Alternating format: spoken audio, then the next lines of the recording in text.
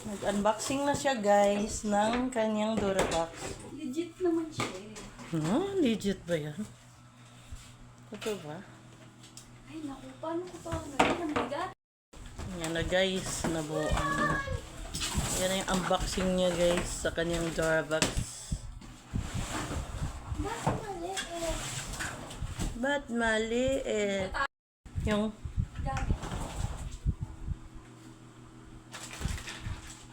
Hindi mo naman mag-ayos eh. guys, ayan na ang hirap buuin ng ng Durabox. Ayan. Easy yung person sa pagbubuo ng ng bahay niya. Malapit na mabuo guys. Ayan. Ang hirap magbuo ng bahay. Kasi wala exercise. Hirap buuin, no? Buo na siya guys. Ayan.